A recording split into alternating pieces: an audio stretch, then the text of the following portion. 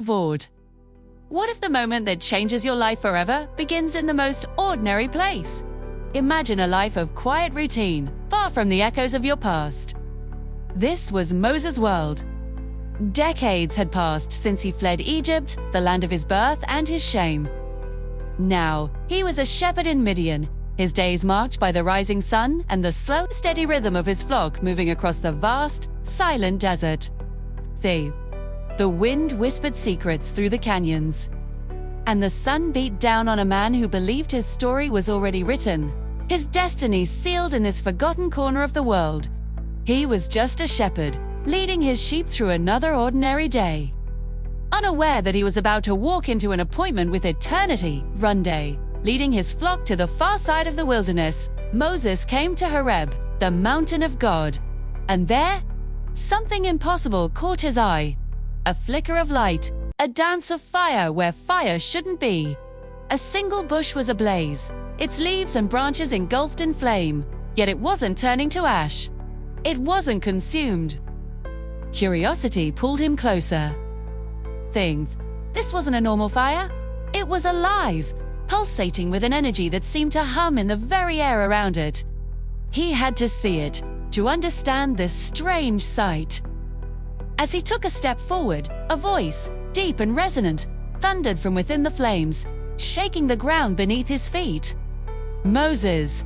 Moses! Stunned, Moses froze, his heart pounding in his chest. He could barely find his voice. "Here I am," he managed to whisper. The voice from the fire spoke again, its power both terrifying and holy. "Do not come any closer. Take off your sandals, for the place where you are standing is holy ground." With trembling hands, Moses obeyed. The rough sand felt different now, sacred. The voice continued, "I am the God of your father, the God of Abraham, the God of Isaac, and the God of Jacob." Too afraid to look at God. The same God his mother had whispered about, the God of his ancestors, was here, in this fire, speaking to him. Then God spoke of a pain he could no longer ignore. "I have indeed seen the misery of my people in Egypt. I have heard them crying out because of their slave drivers, and I am concerned about their suffering." The words painted a vivid picture of bondage and despair, a reality Moses knew all too well. "So I have come down to rescue them from the hand of the Egyptians and to bring them up out of that land into a good and spacious land, a land flowing with milk and honey, a promise of freedom, a promise of home."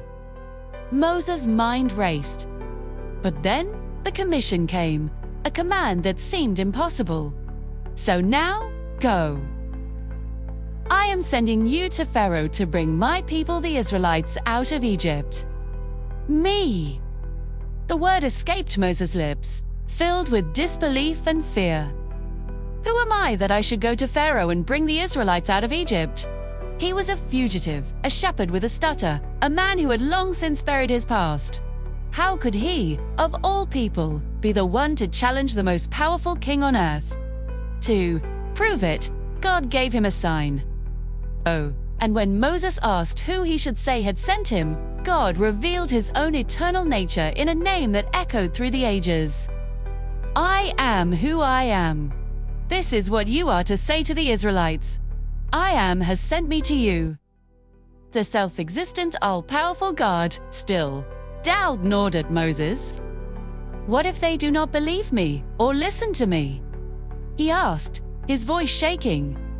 He was looking for a way out, any excuse to escape this overwhelming task. In response, God gave him power. "What is that in your hand?" he asked. "A staff," Moses replied. "Throw it on the ground." Moses did, and instantly the wooden staff writhed and twisted, becoming a snake. Moses jumped back in terror. "Bloody, reach out your hand and take it by the tail," God commanded. Hesitantly, Moses reached out and grabbed the snake, and it became a staff in his hand once more. God had shown him a glimpse of his power. Turning the ordinary into the extraordinary, the common into a tool of divine purpose. The shepherd from Midian, armed with nothing but a staff and a promise, was about to step into his destiny. The quiet desert was behind him. The fate of a nation lay ahead. His life and the world would never be the same. Thanks for watching.